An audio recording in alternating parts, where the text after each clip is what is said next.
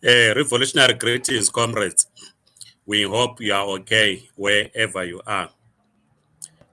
Of late, those holders of the Zimbabwe exemption permits that applied for waivers and they were rejected. Remember, there are those that applied for waivers. Some of them were rejected. Some are still waiting for the outcome. But those that were rejected are now receiving letters from the Director General of the Department of Home Affairs advising them that they have to either wait for a new communication. Some letters are saying the new communication that has been sent to them suspends the earlier communication.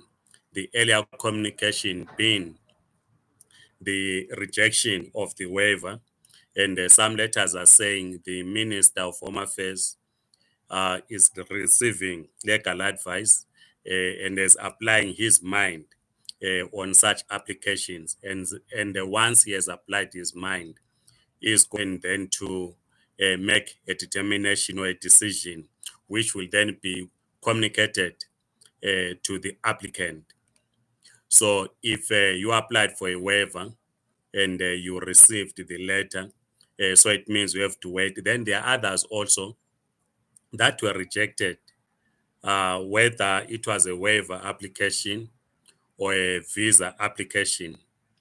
They are now being sent messages as well to say they should approach VFS to collect the outcome. And others are contacting us to say, what is this new outcome that has to be collected, given that the outcome has already been collected and the outcome was negative? In other words, the application was declined or the applicant was not successful. So if you are one of those, we encourage you to follow those instructions to approach the VFS as per the advice, so that you get to know what the new outcome is. So on ourselves, we do not know what is happening. We'll only get to know once we have collected your outcome or the new communication has been communicated to you. And they will still encourage those that have not applied to do so, and write also to the department if you do not qualify.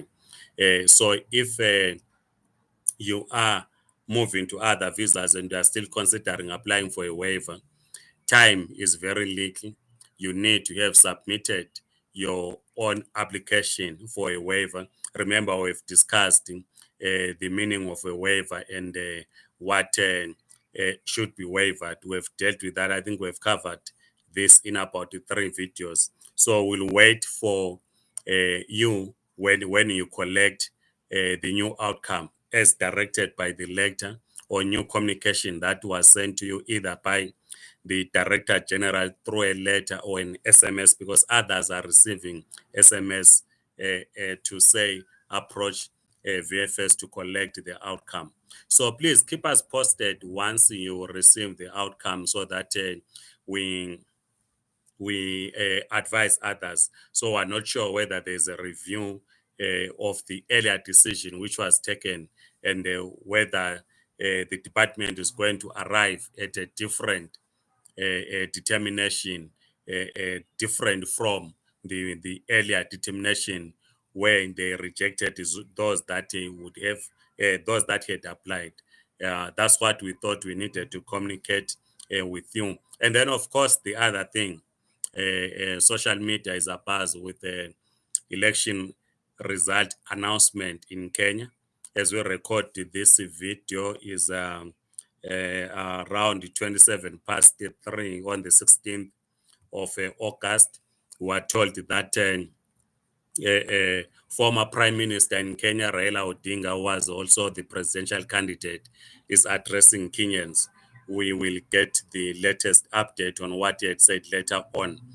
But yesterday, you saw the chairman of the Independent Electoral and the Boundaries Commission announcing the results. The results were announced following a scuff that took place at the what we might call the National Command Center, but they have a proper name for where they announce the results, where four commissioners of the Independent Electoral and Boundaries Commission rejected the final announcement, saying the result that was about to be announced does not represent what they agreed on, or the tallying, as they were tallying the votes.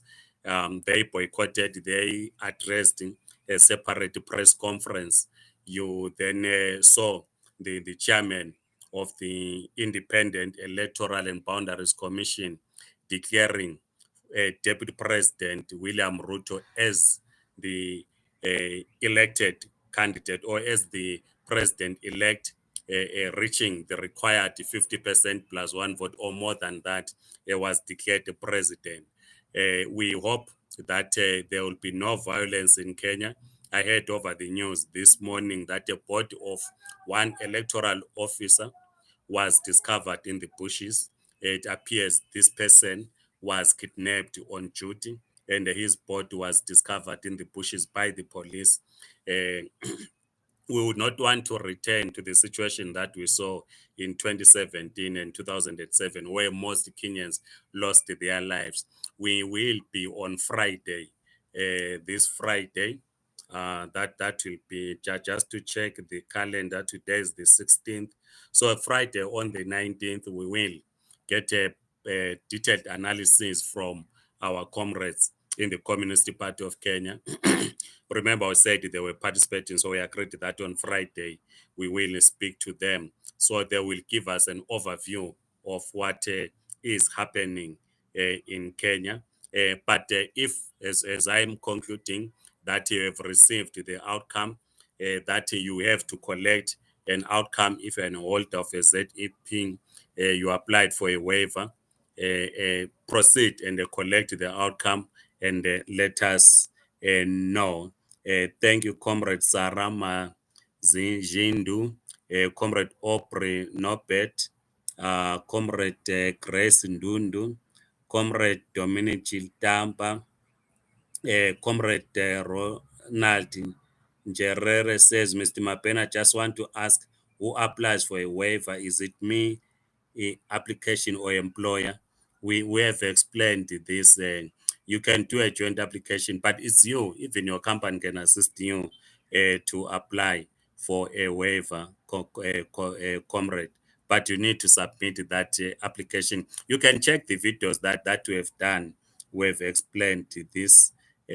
Comrade Magezi Eric, at least in Kenya, was better than in Zimbabwe. We are worried, Comrade Magezi Eric, that we were told that young people, unlike in Zambia, young people in Kenya were told they did not vote. Remember, there were about 25 million registered voters, 14 million cast their votes. I'm not good in mathematics, so I'm not sure you do the mathematics, what percentage that represents. So that was a low voter turnout compared to previous elections. I'm told it was around 56% or so, which is a low voter turnout. We saw in Zambia, young people did vote in Zambia. You remember also, Comrade Marquez Eric, that in 2002, in Harare, people were prevented from voting. Close to 400,000 were prevented from voting, and that became the difference between the winner at the time, President Mugabe, and then the loser, Morgan Tsvangirai. So yeah, and of course we encourage Zimbabweans to register to vote, and we hope that the elections in Zimbabwe are going to be different, unlike the Kenyan elections, where we saw the voting process and was kind of peaceful. This is what we observed. But we then saw those ugly scenes when the results were being announced. You'll also remember that in 2008, in Zimbabwe, the campaign was peaceful, the voting was peaceful. But once the results were announced, that was in March 2008, then we saw the violence that led to then President Mugabe contesting alone the rerun in June. And that similar incidences had happened in Kenya the previous year. Remember, we always follow Kenya in elections. In 2007, that violence with our own violence in the rerun. They were the ones that began with the coalition government, where the main opposition leader Odinga became prime minister.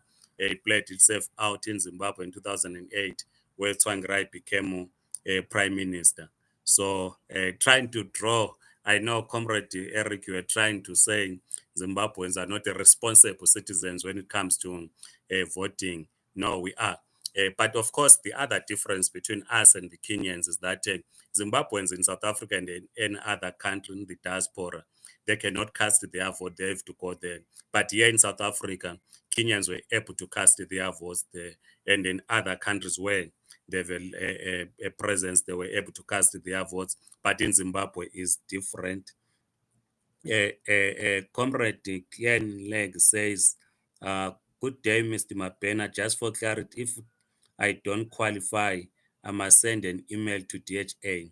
I did, but there hasn't been any response yet from the DHA. We don't know when they are going to respond, but we think it is important, like we explained in the previous video, that if there was a communication, the department took its time to send you an email, you need to respond to that email. You don't have to keep quiet. And we explained what you need to write. Otherwise, comrades, thank you so much. On Friday, we will discuss the Kenyan election.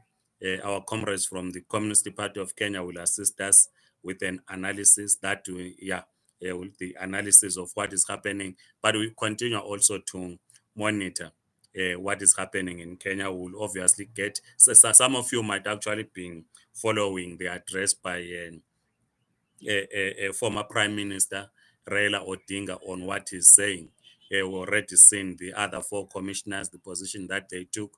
I was reading an analysis, a legal analysis, which was sent this morning by one of my comrades, written by a legal expert in Kenya, explaining what happened yesterday. So we'll get more on this on Friday. Otherwise, comrades, thank you so much.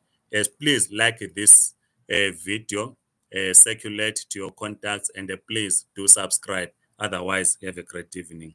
Goodbye.